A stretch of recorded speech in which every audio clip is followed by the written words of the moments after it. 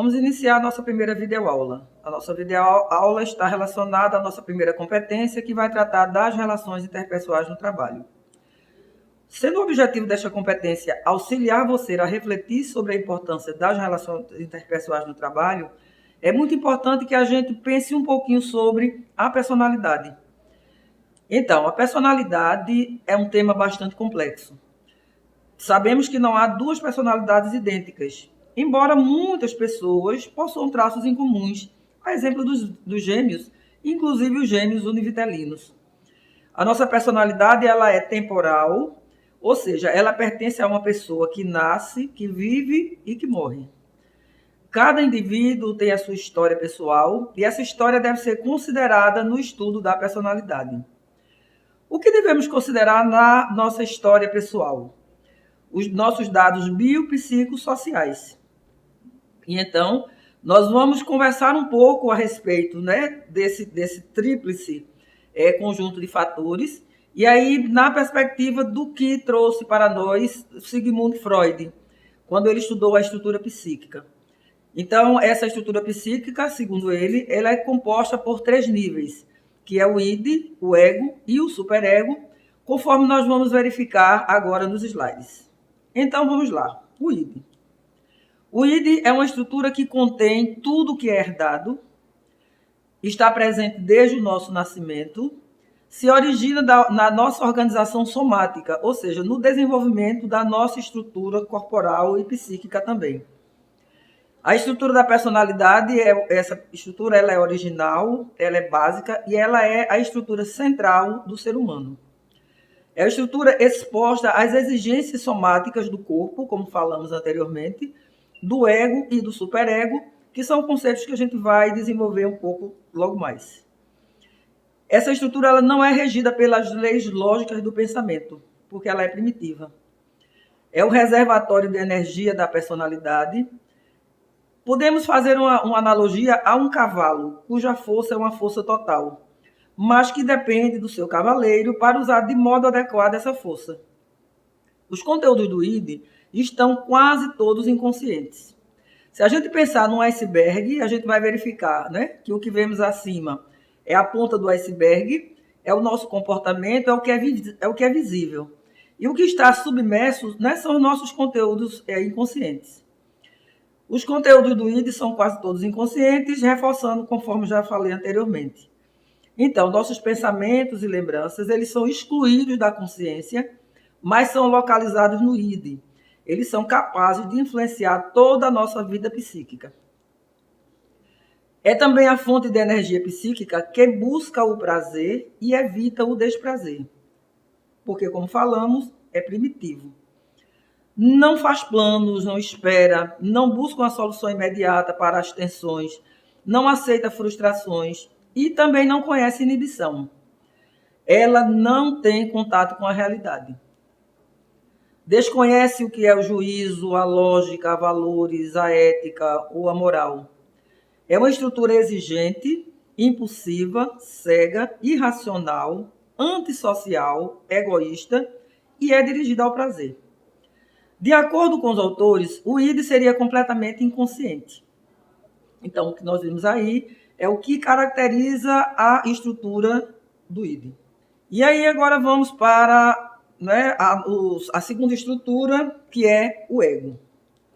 O que seria o ego? O ego se desenvolve a partir do id, favorecendo que seus impulsos sejam eficientes, levando em conta o mundo externo. É o chamado princípio da realidade. Então, o ego ele vai começar a se estabelecer a partir do finalzinho do primeiro ano, segundo ano de vida. E aí isso vai diferir de alguns autores, mas em linha geral é dessa forma. É esse princípio que introduz a razão, o planejamento e a espera no comportamento humano. Parte do aparelho psíquico que está em contato com a realidade, ou seja, em contato com o mundo externo. À medida que a pessoa vai tomando consciência da sua própria identidade, vai aprendendo a aplacar, ou seja, a minimizar as constantes exigências do id que nós vimos anteriormente. Podemos fazer uma analogia com o ego, enquanto a casca de uma árvore, que protege o id, mas que extrai dele a energia suficiente para suas realizações. Isso se dá à medida que o ser humano vai se desenvolvendo. Tem a tarefa de garantir a saúde, a segurança e também a sanidade da personalidade. A satisfação dos instintos é retardada até o momento em que a realidade permita satisfazê-las. A principal função do ego é buscar uma harmonização, inicialmente, entre os desejos e a realidade. Ou seja, entre aquilo que eu quero e aquilo que eu posso. E, posteriormente, entre esses e a exigência do superego, que é a terceira instância que a gente vai ver a seguir. E agora nós vamos para a terceira instância, que é o superego. O superego é a estrutura da personalidade, que é o juiz ou censor sobre as atividades e pensamentos do ego. Ou seja, é a estrutura que regula.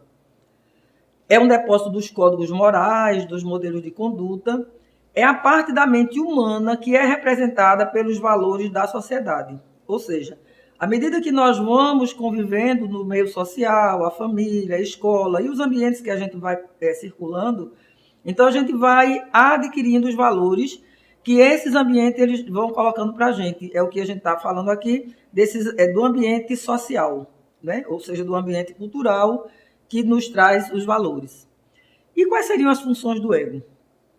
Primeiro é a consciência, depois a autoobservação e, em terceiro lugar, a formação das nossas ideias, né? Então, o ego é um plano da nossa consciência, a gente poderia assim também pensar. Enquanto consciência pessoal, o superego age para proibir e julgar a atividade consciente. Então, a gente poderia entender o superego como sendo o regulador das nossas ações. Ele tem a capacidade de avaliar as atividades da pessoa. O superego de uma criança, ele não é construído segundo o modelo dos seus pais, mas segundo o superego destes. Ou seja, eu preciso ser exemplo para que os meus filhos possam seguir de forma adequada. Então, é mais ou menos, né, dessa forma que a gente poderia entender. E quais são os objetivos do superego? Primeiro, inibir, porque através da punição ou sentimento de culpa, qualquer impulso contrário às regras sociais, né, eles tendem a serem reduzidos. E aí estaria relacionado à questão da consciência moral. Forçar o ego a se comportar de maneira moral. Porque se eu tenho consciência do que é correto e do que não é correto, então eu estou desenvolvendo a minha consciência moral. E conduzir o indivíduo à perfeição em gestos, pensamentos e palavras, né? É o que Freud chamou do ego ideal. Então isso a gente vai construindo ao longo da nossa trajetória, né, da vida. O superego ele forma-se a partir do ego, durante o esforço da criança em introjetar os valores recebidos dos pais e da sociedade, a fim de receber amor e afeição. Então, essa relação, né, parental é muito importante para a estruturação do superego da criança. É a possibilidade de alguém receber de alguém o limite. Então, a gente sabe que o limite ele é fundamental para a estruturação da nossa personalidade. E então, eu sugiro a vocês que vocês possam assistir ao vídeo que está localizado nos materiais complementares da primeira competência, que é um vídeo produzido por Ivan Capelato, que chama-se Limites, a formação necessária ao superego.